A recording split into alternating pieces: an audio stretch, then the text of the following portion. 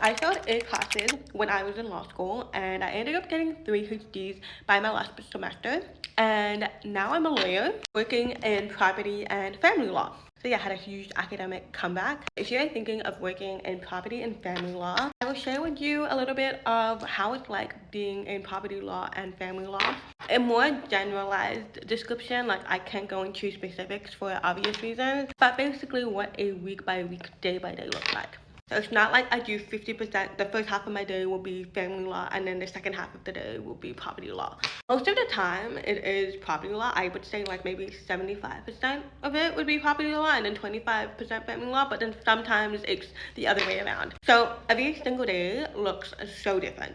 So with property law, it's mainly conveyancing. And what is conveyancing? Well, it's basically transferring the title over to the property. So if we act for the vendor, it's going from the vendor to the purchaser, and then if we act for the purchaser, it's going from the purchaser to the vendor. So when you work in that area of law, you are helping people sell their properties or buy their properties. Sometimes you get other different conveyancing scenarios. For example, there's a transfer from a husband to a wife, or title on the property is just the husband and we want to add the wife into it. So there's that scenario too.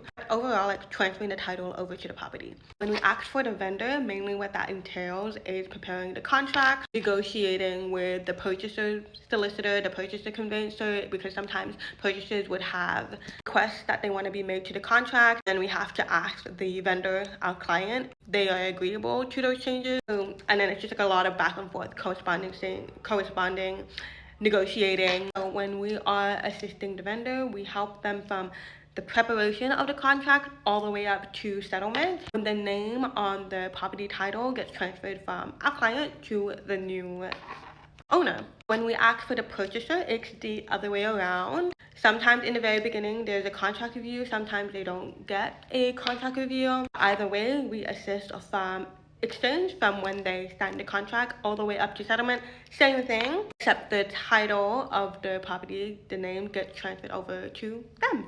Property law is quite broad, but those are the main things. Sometimes you get different sort of conveyancing matters. That's how it's like in a general sense. Family law, so it's a whole range of different things that you get. So the main difference between property law and family law from a workload perspective, that property law is usually very prompt. Like for example, from exchange of a property to settlement can take as less than 30 days. Family law matters, they are more spread out. They can go from months and months and months on end. Still be deadlines, it isn't as fast paced as property law is. If you do the PLT, you do the family law elective, they will actually show you like the steps of the family law